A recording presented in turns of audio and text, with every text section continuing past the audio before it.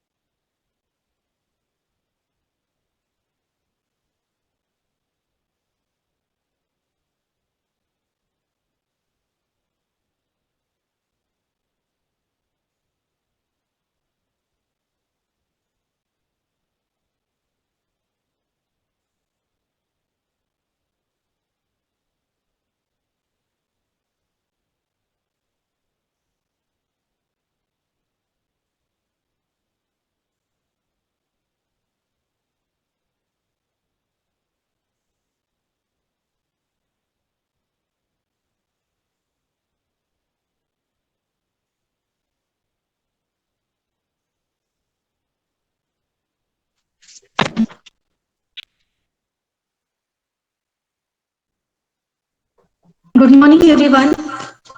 Am I audible to all? Good morning, ma'am. Thank you, Prabal. Okay. Today we are going to start sixth unit,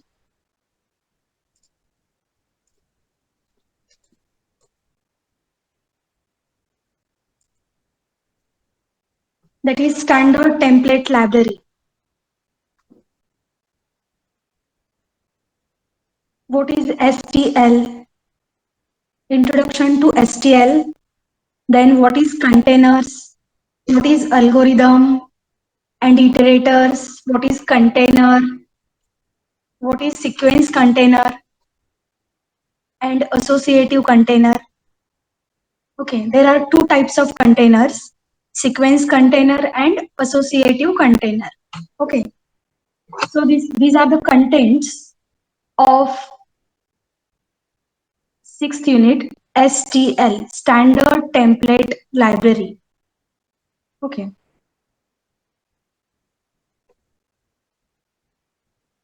so हम लोग क्या करते हैं कि first unit जब start करते हैं तब आपको टेक्स्ट बुक कौन से यूज करने के हैं वो बताते हैं, और लास्ट यूनिट जब होता है तब भी हम बताते हैं कि मतलब जो लोगों ने अभी तक कुछ नहीं किया है, so they can take these books from library.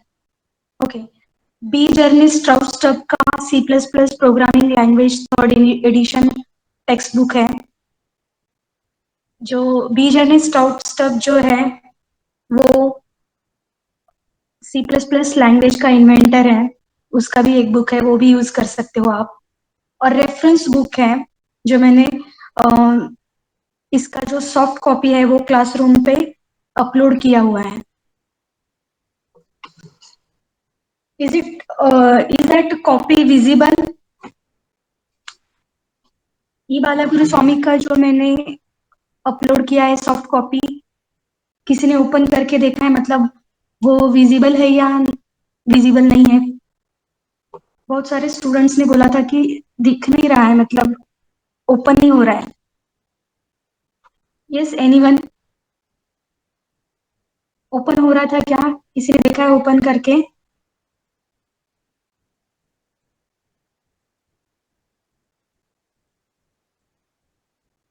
Yes guys,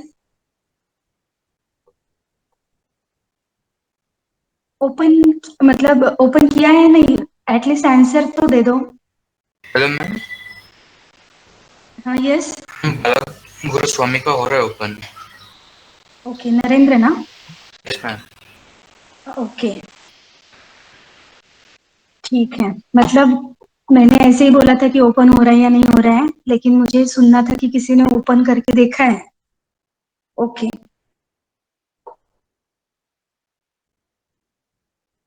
What is STL? ये black and white PPT है. What is STL? It is a library, standard template library. It separates data store and data manipulations. एक library है, इसका मतलब इसमें कुछ store किया हुआ है. जैसे बुक लाइब्रेरी होती है, उसमें बहुत सारे बुक्स होते हैं. सो this is a standard template library, data store के लिए और डेटा मैनिपुलेशंस के लिए यूज किया जाता है. Okay. STL is standard template library. It is a powerful set of C++ template classes. अगर आप लोगों ने टेम्पलेट का चैप्टर पढ़ा होगा, बिफोर दिवाली मैंने वो लिया है, उसके ऊपर के असाइनमेंट्स किए होंगे, तो थोड़ा बहुत आपको टेम्पलेट के जैसा ही है ये STL. Okay. It is a powerful set of C++. तो अभी जो हम लोग यूज करते हैं डेटा स्ट्रक्चर्स, ये सब जैसे कि एरे कंसेप्ट है, उसके जो फंक्शंस हैं, एरे के ऊपर हम कौन से फंक्शंस कर सकते हैं, एरे यूज करके कौन से फंक्शंस यूटिलाइज करके प्रोग्राम हो सकता है. सो इन STL there are ready-made or inbuilt functions are there. We have to just open that function in our program and perform the task. इसमें बहुत सारे रेडीमेड प्रोग्राम्स ही होते हैं, रेडीमेड फंक्शंस ही होते हैं. जैसे कि स्वैपिंग का फंक्शन है. एक कोई प्रोग्राम है, उसमें हम नंबर्स को स्वैप करते हैं, तो उसके लिए कोडिंग लिखते हैं. So instead of writing coding for that swap function directly, we can use ready-made function that is swap. तो ये जो STL है वो बहुत ही काम का टॉपिक है. ये आपके सिलेबस के एंड में है. इसका मतलब ये एडवांस्ड है और इंडस्ट्री में यही यूज किया जाता है. ओके. सो STL C++ लैंग्वेज के प्रोग्राम्स रन करने के लिए हम कुछ IDE यूज करते हैं. जैसे कि हम कौन सा IDE यूज कर रहे हैं, which IDE we are using dev C++ IDE. तो टर्बो C++ जो पहले होता था, उसमें STL के प्रोग्राम्स एग्जीक्यूट नहीं होते. So that's why we are using dev C++ IDE. At the core of C++ STL library, there are three well-structured components. तो STL जो है उसके three components हैं. First is container, second is algorithm, and third is iterator. Container, algorithm, iterator. तो हमने देखा है कि STL क्या है, डेटा स्टोर करने के लिए और डेटा मैनिपुलेशन, और वो सेपरेट भी करता है. सो डेटा स्टोर जो होता है वो किसमें होता है, कंटेनर में होता है. So container, iterator and algorithm, these are the component of STL. तो कंटेनर स्टोरिंग का काम करता है, उसका नेम ही है कंटेनर, मतलब वो कुछ स्टोर कर रहा है. It store what, it store data. Algorithm का मतलब क्या है, process, steps, we have to perform some action. तो ये अल्गोरिदम क्या करता है, इस कंटेनर के ऊपर एक्शन परफॉर्म करता है, टास्क परफॉर्म करता है. ओके. और इटरेटर क्या है, iterator is the bridge between container and algorithm. Iterator is the bridge between container and algorithm. ये जो अल्गोरिदम को हम कंटेनर से कुछ डेटा लेते हैं, we access that data through iterator. We access that data through iterators from the container. तो ये iterator access करता है data. Okay. And iterators are just like a pointer. इसको आप पॉइंटर भी कंसिडर कर सकते हैं. तो टेम्पलेट हमने क्यों पढ़ा है, template is what, it is a generic programming. So class list अगर हम एक प्रोग्राम करते हैं, इसमें एक लिस्ट नाम का क्लास है और उसमें ए नाम का एरे है. It is a integer type of array. तो मैं इस क्लास का एक ऑब्जेक्ट क्रिएट करती हूँ that is list L1. Class name is list and so that's why object is L1 here. It means that एक L1 नाम का ऑब्जेक्ट है, इसमें हम 10 एलिमेंट स्टोर कर रहे हैं। All array elements are of integer type. लेकिन मुझे अगर ये एलिमेंट्स फ्लोट टाइप के चाहिए तो it is not possible when we give a data type in. Okay, so हम क्या करते हैं, टेम्पलेट यूज करते हैं। So go for the class template. तो यही प्रोग्राम है, same program is here, class list integer a 10 is there. Instead of that template का यूज कर रही हूं मैं। टेम्पलेट कीवर्ड देने के बाद यहाँ पे क्लास कीवर्ड होता है and this is x। x is what, place holder. ये हम टेम्पलेट टॉपिक में पढ़ चुके हैं। What is x? That is a place holder. So class list दिया, इसके अंदर सॉरी अभी यहाँ पे पीपीटी में int a10। तो इसके बदले में क्या करूंगी, इस int का मतलब है सिर्फ इंटीजर ही वेरिएबल डेटा टाइप होगा, लेकिन मैं यहाँ पे x मैंने प्लेस होल्डर दिया है। सो x का मतलब क्या है, it is a all type that is integer array, float array, character array. तो मैं क्या करने वाली हूँ, सिर्फ लिस्ट। इसमें हम डिक्लेयर कैसे करते हैं टेम्पलेट का ऑब्जेक्ट, पहले सिंपल क्लास में हम लिस्ट L1 देते हैं, लेकिन अगर वही टेम्पलेट में यूज करना है तो लिस्ट के बाद एंगुलर ब्रैकेट में उसका डेटा टाइप लिखते हैं और बाद में ऑब्जेक्ट देते हैं। तो मेरा काम हो गया है। इस प्रोग्राम में मेरा काम नहीं हो रहा था, जो फ्लोट यूज करने का काम था। So in this program I am going to use integer array as well as float array as well as character array. तो यहाँ पे सिर्फ मुझे x लिखना था। Okay, that is a placeholder. So just revise the template concept. STL is collection of predefined classes. There is already list class in STL. आपने data structures में और data structure subject में देखा होगा list, stack, queue। तो हमें list के लिए प्रोग्राम बनाने की जरूरत नहीं है। There is already list class in STL.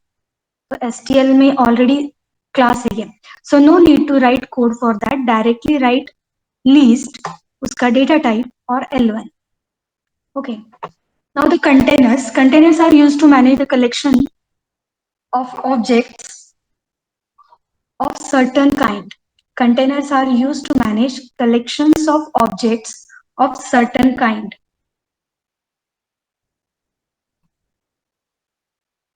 The container library in STL provide containers that are used to create data structures like arrays, linked list, trees.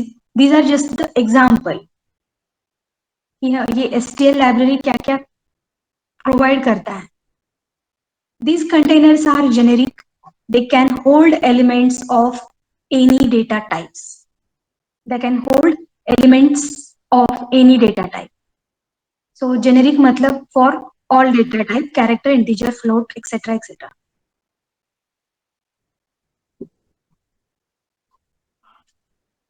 Vector example है ये एक, can be used for creating dynamic arrays of character, integer, float.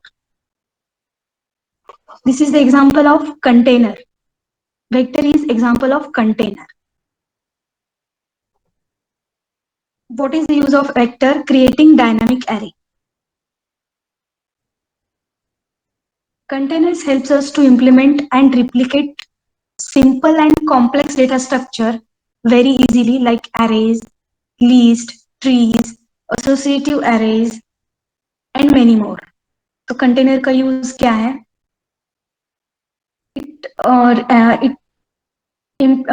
It is useful to implement and replicate simple and complex data structures like list, trees. Containers can be used to hold different kind of objects.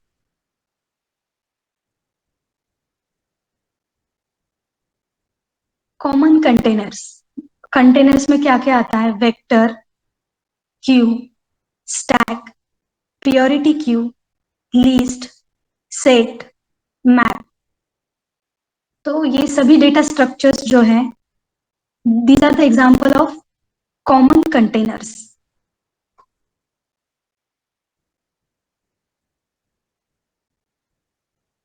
Classification of containers. Container की categories कौन सी है, types कौन से हैं? There are basically two types of containers, sequence container and associative container. ये बाकी के सब टाइप्स है, unordered associative container and containers adapters. So there are two types, sequence container and associative container.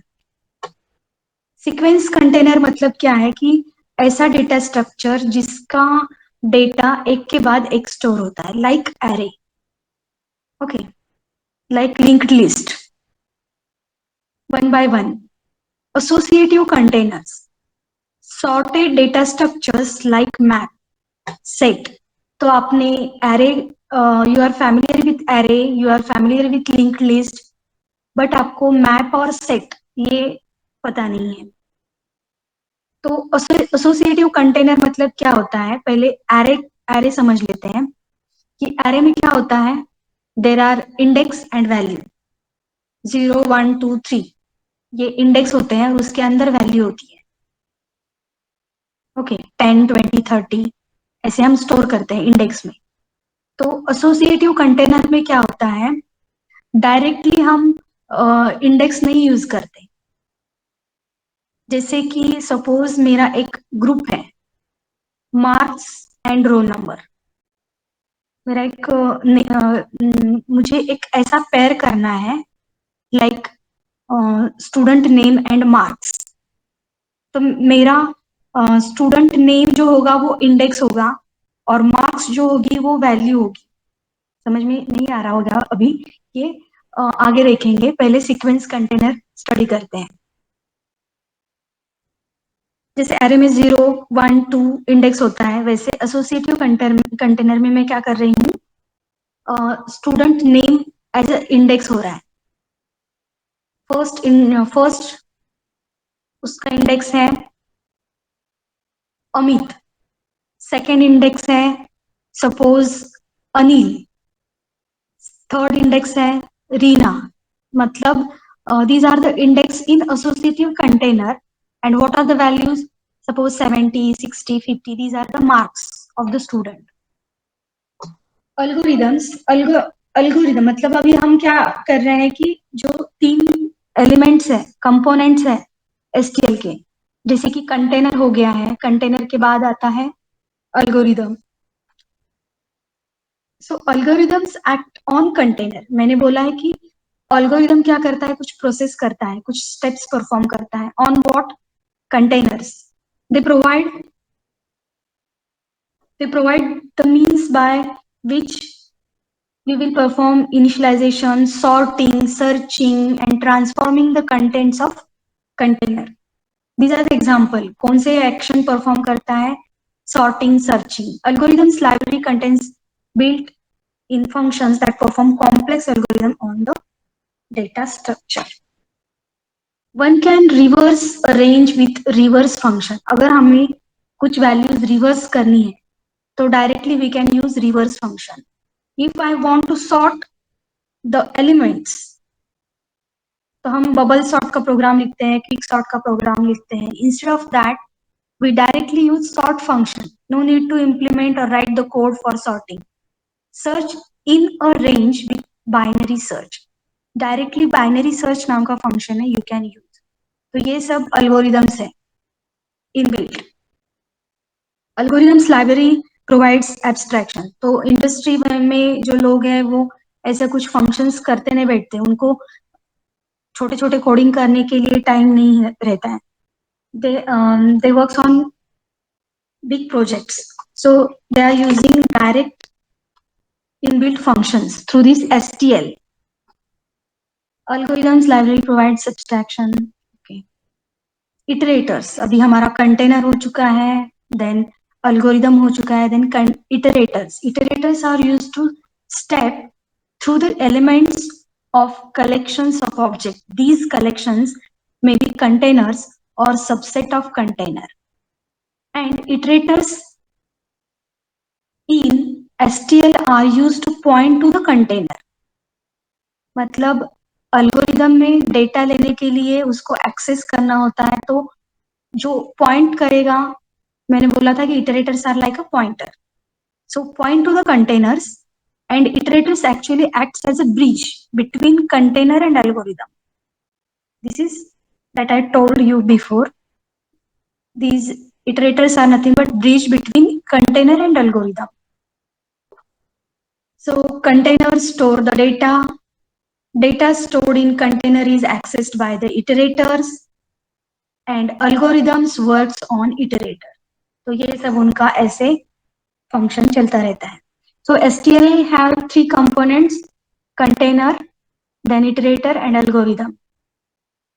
इसका काम है स्टोर करना, इसका काम है एक्सेस करना, और algorithm का काम है perform the action like sort and reverse. Then STL containers. There are two types of container. पहला हम ले रहे हैं अभी container component. तो सीक्वेंस कंटेनर और एसोसिएटिव कंटेनर, ये दो बेसिक टाइप है.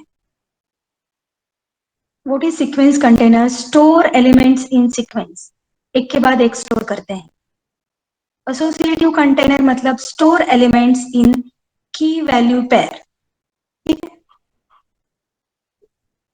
इसमें दो, जैसे कि मैंने की और वैल्यू का पेयर है. की मतलब मेरा स्टूडेंट का नाम है और वैल्यू मतलब उसके मार्क्स है. की value pair. So again, these sequence container have some different kinds of examples, like vector. Vector sequence container है. DQ sequence container है. List sequence container है. Forward list sequence container है. Okay. और associative containers में क्या क्या आता है?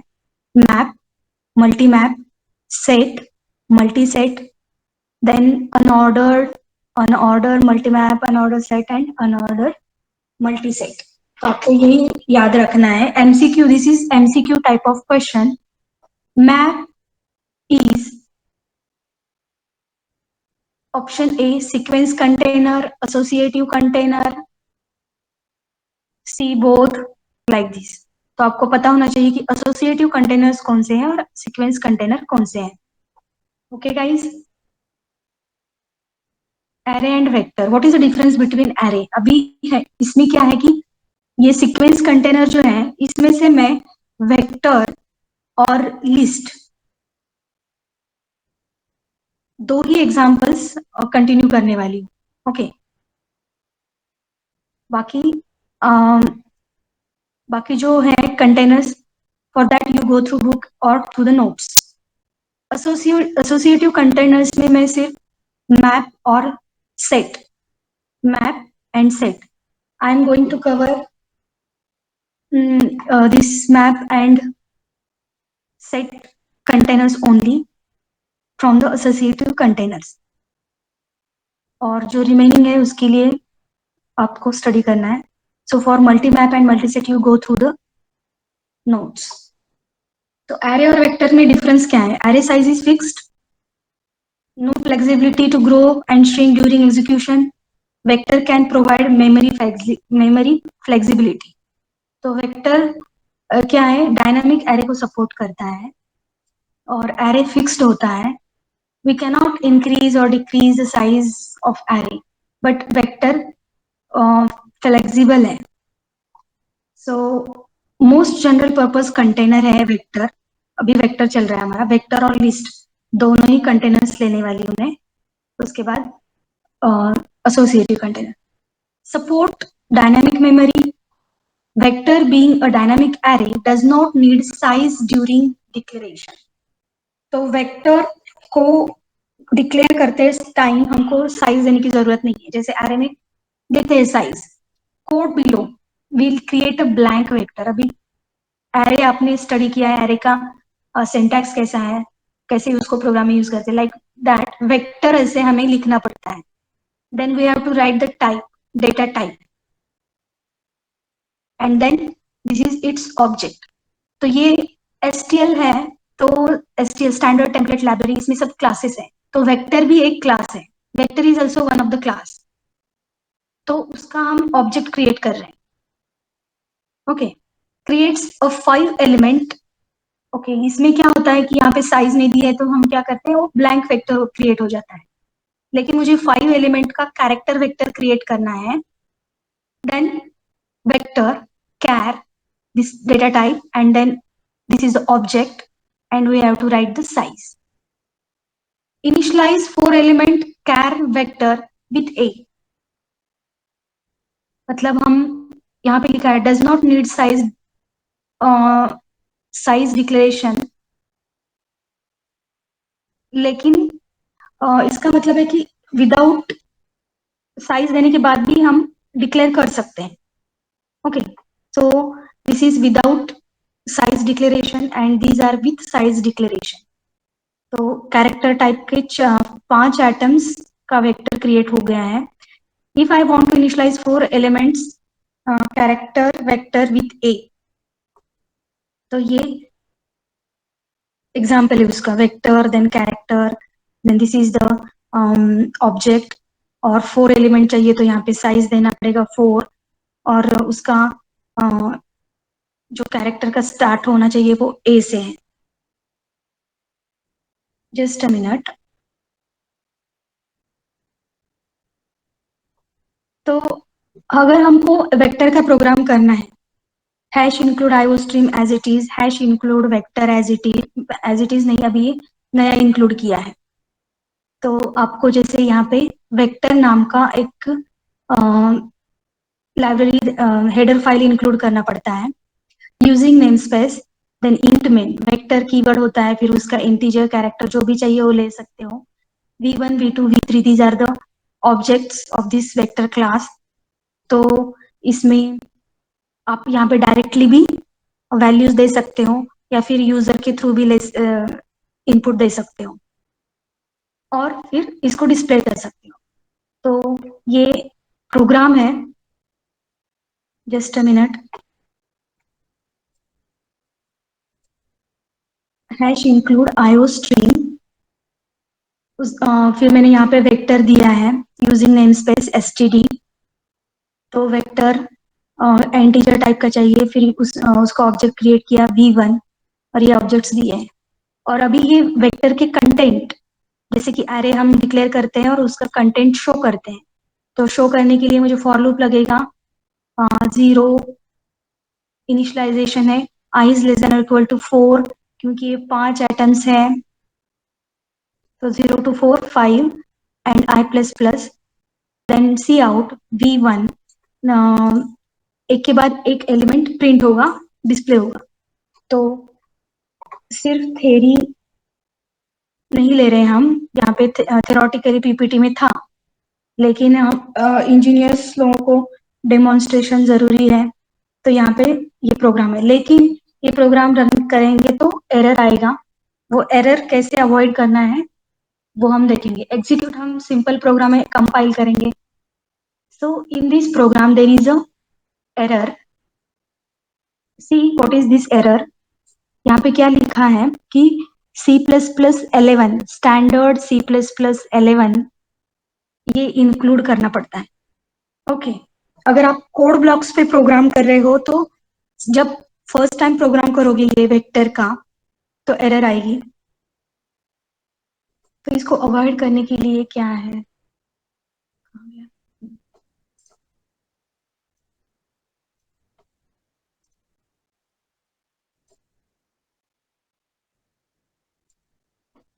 तो ये हमारा एरर आ रहा है, this file requires compiler and library support for the ISO C++ standard. ये एरर आ रहा है हमारा। तो एरर को कैसे सॉल्यूशन है कोड ब्लॉक्स में, गो टू सेटिंग, आपका सेटिंग जहाँ पे होगा वहाँ पे जाना है। मतलब Dev C plus plus use कर रहे हैं या कोड ब्लॉक्स यूज कर रहे हैं तो कोड ब्लॉक्स का सेटिंग हो, उसमें जाओ, सिलेक्ट कंपाइलर, उसमें under compiler, compiler setting tab के अंतर्गत, कंपाइलर फ्लैग्स टैब के अंतर्गत चेक, वहां पे ऐसे रेक्टेंगल होगा, उसको आपको चेक करना है। तो ये जो std C++11 वहां पे ऑप्शन होगा, उसको टिक करना है, चेक करना है, तो ये आपका प्रोग्राम एग्जीक्यूट हो जाएगा। तो ये कोड ब्लॉक्स में सॉल्यूशन मैंने बताया है। मैं क्या करने वाली हूँ, ये डेव C++ में वही सॉल्यूशन अप्लाई करने वाली हूँ। ठीक है गाइस, तो आर यू देयर? बहुत बोर हो रहा है क्या?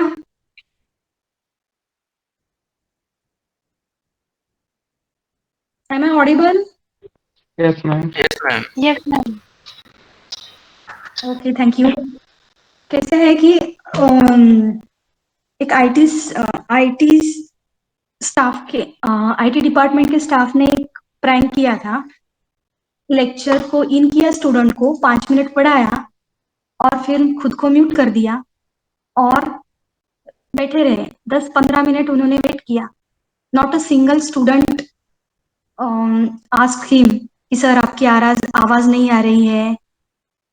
किसी ने कुछ नहीं बोला। 15 मिनट हो गए तो भी कोई स्टूडेंट बोल नहीं रहा था। सब इन थे मीटिंग में, लेकिन 15-20 मिनट के बाद एक स्टूडेंट इन हो गई। सर ने उसको एडमिट कर दिया। फिर 2 मिनट के बाद उसने बोला कि सर आपकी आवाज नहीं आ रही है, यू आर नॉट ऑडियोबल। फिर सर ने सबको डांटा कि क्या मतलब, जो अभी ज्वाइन हुआ है उसको उसने बोला कि आवाज नहीं आ रहा है, और जो पहले से ज्वाइन हो गए थे वो कुछ नहीं बोल रहे थे। इसलिए मैंने अभी ये स्टॉप कर दिया है। ये आपको पता होना चाहिए कि कितना सिंपल लग रहा है कि डायरेक्टली क्या है, मैडम ने कुछ नहीं किया, ये यहाँ पे सिर्फ वेक्टर का प्रोग्राम रन कर दिया। तो ये रन तो नहीं हो रहा है ना, एरर, देयर इज एरर, तो इसका सॉल्यूशन फाइंड आउट करना है। ठीक है, this is about the 6th unit, today's topics. आगे से हम ये एरर फाइंड आउट करेंगे और कोड ब्लॉक्स में कर रहे हैं तो यहाँ पे ऑलरेडी स्टेप्स हैं। उसके बाद हम वेक्टर फंक्शंस देखेंगे, size function, push back, pop back functions, और फिर iterator etcetera, then list. Okay, now guys, हमने 5th यूनिट जो किया है उसमें कमांड लाइन आर्गुमेंट ये टॉपिक रह गया था। मैंने बोला था ना कि मैं नेक्स्ट लेक्चर में लेने वाली हूँ। Okay, it is 4th। Okay, कौन से फाइल्स एंड स्ट्रीम्स। ओके, हम लोगों ने क्या किया था, पहले 5th यूनिट लिया था और उसके बाद 4th यूनिट लिया था। ओके, सो 4th यूनिट में कमांड लाइन आर्गुमेंट एक टॉपिक है, मैं वो आपको बताने वाली हूँ। फाइल पॉइंटर्स हो चुका है हमारा। ओके, फाइल पॉइंटर्स तो हो गया था, उसके फंक्शंस, इसका प्रोग्राम भी मैंने आपको एग्जीक्यूट करके बताया है। Okay, what is command line? Ways to run your programme.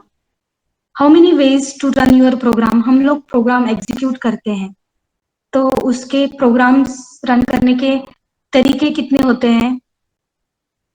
3, using IDE, bye double click, and using command line.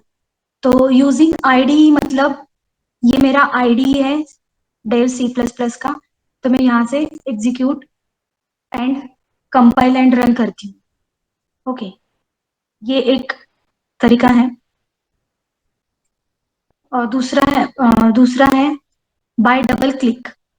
तो हम क्या करते हैं कि ये मेरा फाइल, इसमें मैंने अगर ओओपी के प्रोग्राम्स ओपन कर दिए हैं, तो जब भी आप C++ या सी प्रोग्रामिंग के प्रोग्राम्स टर्बो C++ में एग्जीक्यूट करते हैं, तो जब हम प्रोग्राम लिखते हैं, दैट इज CPP फाइल, उसके साथ साथ दो फाइल्स और बन जाती है, दैट इज ऑब्जेक्ट। मैंने hello dot CPP file create किया है, तो hello डॉट ओ एक फाइल क्रिएट हो जाती है, that is object code file, क्योंकि हमने जो लिखा है वो मतलब सिस्टम को समझ में नहीं आता है, उसको कन्वर्ट करना पड़ता है in the object code, that is machine language. तो ऑब्जेक्ट कोड में कन्वर्ट कर होती है फाइल डॉट ओ से, एक्सटेंशन डॉट ओ एक्सटेंशन से, और डॉट EXE मतलब एग्जीक्यूटेबल फाइल। तो डबल क्लिक हम यहाँ पे डेव C++ में क्या करते हैं, ये देखो यहाँ पे मेरा एडिशन ऑफ नम का प्रोग्राम है, तो उसका एक एप्लीकेशन क्रिएट हो जाता है, दिस इज एग्जीक्यूटेबल फाइल। तो मैं डायरेक्टली अगर इसको डबल क्लिक करती हूँ, तो ये प्रोग्राम एग्जीक्यूट हो जाता है इसके बाहर आने के बाद, ये यहाँ पे ओपन हो गया है। लेकिन मुझे अगर ये रन करना है, तो मैं उसके ऊपर डबल क्लिक कर सकती हूँ, जैसे कि अभी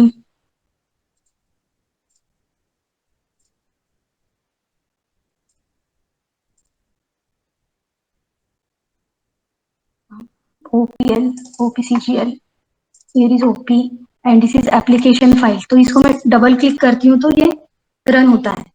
दिस इज सेकेंड वे, ये दूसरा तरीका है रन करने का प्रोग्राम। एंटर 2 नंबर्स, हो गया, इतना ही था वो प्रोग्राम, नहीं कंटिन्यू करना है। ओके,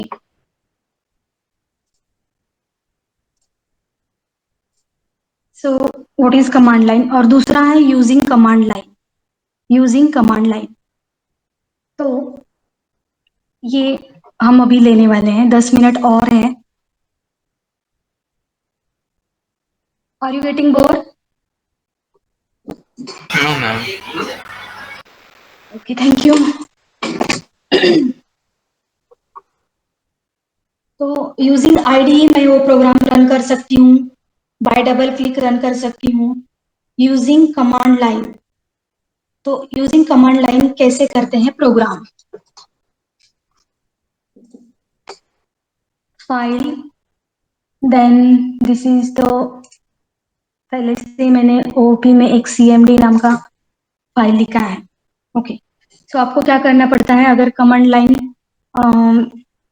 यूज करके प्रोग्राम रन करना है, तो कमांड लाइन मतलब हम जो है वो एक डॉस प्रॉम्प्ट ब्लैक विंडो जो आती है उसको कमांड प्रॉम्प्ट बोलते हैं, कमांड लाइन टाइप। तो वो ब्लैक एंड व्हाइट ही रहता है, उसके ऊपर बाकी कुछ एप्लीकेशन हम नहीं कर सकते। तो आप सोच रहे होंगे कि इतना GUI इम्प्लीमेंट किया है और ये फिर ब्लैक एंड व्हाइट दुनिया में क्यों जाने का। तो इसका यूज क्या है कि ये जो है कमांड लाइंस जो है वो बहुत सारे रिसोर्सेस उसको कम लगते हैं, मेमोरी स्पेस कम लगती है, इसलिए जो भी सर्वर साइड होता है, नेटवर्किंग होता है, उसमें ये कमांड लाइन आर्गुमेंट्स ज्यादा यूज किए जाते हैं, कमांड लाइन प्रॉम्प्ट यूज किया जाता है।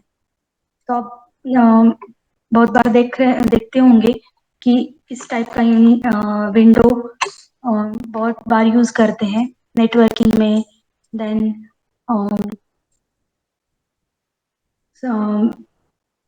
सर्वर साइड एप्लीकेशंस रन करने के लिए एक्सेट्रा। ओके, इंट मेन हाँ, using namespace stdio int main. अब तक हम लोगों ने इंट मेन यूज किया है, लेकिन उसके अंदर ये यूज नहीं किया है। तो ये क्या है, आर्गुमेंट काउंट है argc। तो आर्गुमेंट काउंट के बदले, मतलब argc के बदले arg for argument, c for count, तो इसके बदले में सिर्फ c भी लिख सकती हूँ, काउंट भी लिख सकती हूँ, दैट इज यूजर डिफाइंड। लेकिन जो ट्रेडिशन चला आ रहा है argc यूज करने का, इसलिए argc this is argument count. और ये वेरिएबल है कैरेक्टर टाइप का और पॉइंटर है। इसमें हम लोग क्या कर रहे हैं, argv नाम का एरे ले रहे हैं, और ये एरे नहीं है सिर्फ, this is pointer array. Okay, मतलब इसमें बहुत सारे एरे, बहुत सारे पॉइंटर्स हैं। argv that is argument value, जो भी कमांड प्रॉम्प्ट पे होता है उसकी वैल्यू इसमें स्टोर होती है।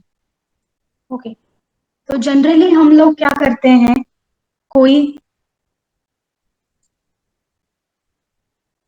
कौन सा चैप्टर था अभी, हाँ, arguments in main, take something, nature of function, actual and formal arguments, main में टेक आर्गुमेंट्स। मेन फंक्शन जो होता है वो आर्गुमेंट्स लेता है क्या, यस। हु कॉल्स मेन, मतलब जनरली जब हम लोग क्या करते हैं कि कोई प्रोग्राम करते हैं, तो उसमें यहाँ पे सपोज मैं क्या करती हूँ, एक फंक्शन लेती हूँ, ये मेरा मेन फंक्शन है, इसके अंदर मैंने एक फन नाम का फंक्शन डिक्लेयर किया है। ओके, और यहाँ पे सपोज मैं 4 दे रही हूँ, कुछ वैल्यू पास कर रही हूँ, और बाहर आके मुझे, मतलब बाहर या फिर उसके क्लास के अंदर ही हमें वो फंक्शन को डिफाइन करना पड़ता है। ओके, इंट ए, और बाद में यहाँ पे उसका कुछ कोडिंग रहेगा, ठीक है। तो जब भी हम क्या करते हैं कि कोई फंक्शन यूज करते हैं, तो उसको डिफाइन भी तो करते हैं प्रोग्राम में, कि उसका जब ये लाइन होगा इंट ए, तो ये 4 एज अ ए को कंसिडर करेगा, मतलब वैल्यू यहाँ पे आ जाएगी 4 ए में। लेकिन हम लोग यहाँ पे मेन फंक्शन डिक्लेयर कर रहे हैं, मेन फंक्शन, मेन को हम फंक्शन बोलते हैं, उसमें कुछ आर्गुमेंट पास हो रहे हैं, तो इसको कॉल कौन कर रहा है, कहाँ से ये कॉल हो रहा है, तो ये मेन फंक्शन जो होता है उसको ऑपरेटिंग सिस्टम कॉल करती है। ओके, ऑपरेटिंग सिस्टम इसको कॉल कर रही है। तो मैंने सिंपली यहाँ पे आई एक वेरिएबल लिया है, सी आउट और सी लिया है, मतलब मुझे क्या करना है, आर्गुमेंट काउंट डिस्प्ले करना है। ये जो आर्गुमेंट काउंट है कितना है वो डिस्प्ले करना है, मतलब कमांड प्रॉम्प्ट पे क्या क्या टेक्स्ट है। For I equal to 0, I is less than argument count, sorry argument count, तो आर्गुमेंट काउंट के लेस ही वो लेना पड़ेगा, मतलब 0 दिया है यहाँ पे। और वो जो कमांड, मतलब ये प्रोग्राम में रन करूंगी तब ये समझ में आएगा। बस अभी ये क्या है, मुझे सी आउट और वी आई, तो ये जो एरे है वो मुझे डिस्प्ले करना है। क्या करना है, एरे डिस्प्ले करना है। और कमांड लाइन आर्गुमेंट्स का प्रोग्राम रन करने का तरीका दूसरा है, एग्जीक्यूट, कंपाइल। कंपाइल कर दिया, ये फंक्शन का डिलीट करना, execute, this is compile. Compile करने के बाद यहाँ पे सिर्फ 1 आया है, देखो। Okay, argument count 1। तो ये प्रोग्राम मुझे रन करना है, कौन सा, cmd cpp, cmd cpp ये प्रोग्राम मुझे रन करना है।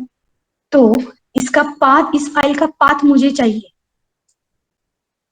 यहाँ पे मुझे cmd पे जाना पड़ेगा।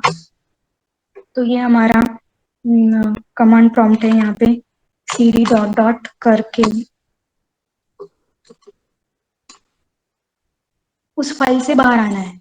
ये प्रोग्रामिंग आपको पता होगी, तो इसके बाहर आना है तो मुझे cd डॉट डॉट करके लिखना पड़ेगा। cd डॉट डॉट किया तो मैं एडमिन से बाहर आ गई, ये सिर्फ यहाँ पे यूजर है, cd डॉट डॉट करके फिर ये सी ड्राइव पे। तो मुझे कौन सा प्रोग्राम एग्जीक्यूट करना है, cmd डॉट cpp। तो cmd डॉट cpp कहाँ पे स्टोर है, उसका एड्रेस लेना पड़ेगा, cmd।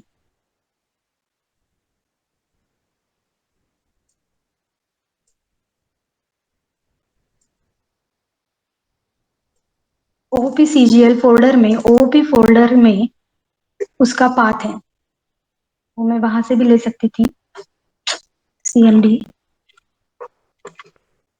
CMD। इसको मैं प्रॉपर्टीज में जाके इसका पाथ Ctrl+C, और यहाँ पे मुझे क्या करना पड़ेगा, CD Ctrl+V, पेस्ट। अभी मेरा फाइल का नाम क्या है, CMD, सिर्फ फाइल का नाम टाइप करना है, नॉट उसको एक्सटेंशन देना नहीं है, CMD। देखो यहाँ पे मैंने क्या किया, CMD, ये मेरा कमांड लाइन है, this is my command line. Command line पे मैंने क्या टाइप किया था, CMD टाइप किया था। तो डिस्प्ले क्या हो रहा है, आउटपुट 1, मतलब एक ही आर्गुमेंट है कमांड लाइन पे, और वो कौन सी है, CMD। अभी मैं क्या करती हूँ यहाँ पे, CMD, उसके आगे फाइल का नाम देना पड़ेगा, उसके आगे मैं SE कॉम। तो कमांड लाइन, ये मेरा कमांड लाइन है, कमांड लाइन पे कितने आर्गुमेंट्स हैं, this is my first argument, this is second argument, this is third argument and this is fourth argument. So argument count is 4 and CMD SE com, sorry com, ये मेरा उसमें content है, values है, वो argument की value argv में चली गई है। ओके गाइस, समझ में आया command line argument? This is from fourth unit, files and streams.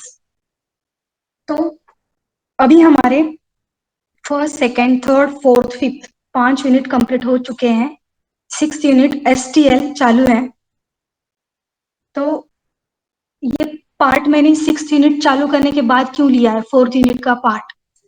तो एक ट्रिक रहती है, मतलब अभी मुझे बर्डन था कि 6 यूनिट कंप्लीट करने हैं, 6 यूनिट कंप्लीट करने हैं, तो मैंने क्या किया कि 4th यूनिट को थोड़ा सा स्टॉप किया और 6th यूनिट चालू कर दिया। मतलब समझ लो कि 5th यूनिट स्टार्ट करने, 5th यूनिट कंप्लीट पूरा नहीं किया है, और उसका कुछ पार्ट मैंने लिया नहीं था, और 6th यूनिट चालू कर दिया।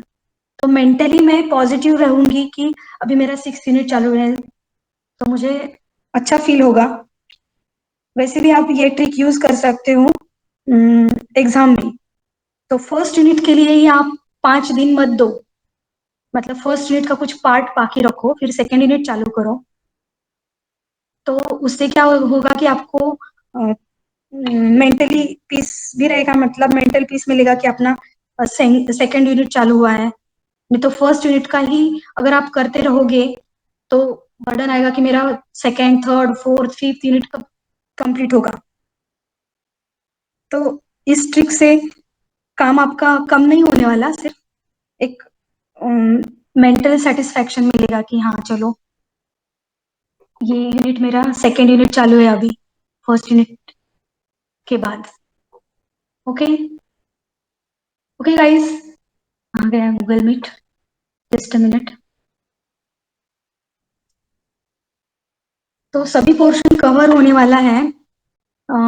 डायरेक्ट सेकेंड ईयर के स्टूडेंट आने के बाद ओपन GL जो आपका फर्स्ट यूनिट करेगा वो लेने वाली हूँ मैं, और कुछ एनिमेशंस के प्रोग्राम, मिनी प्रोजेक्ट, ये सब गेस्ट लेक्चर में कवर होने वाला है। So today's attendance code is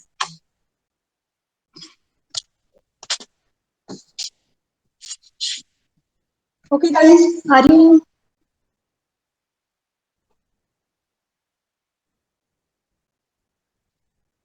getting the code? Today's code is 9. Thank you everyone. Thank you, ma'am.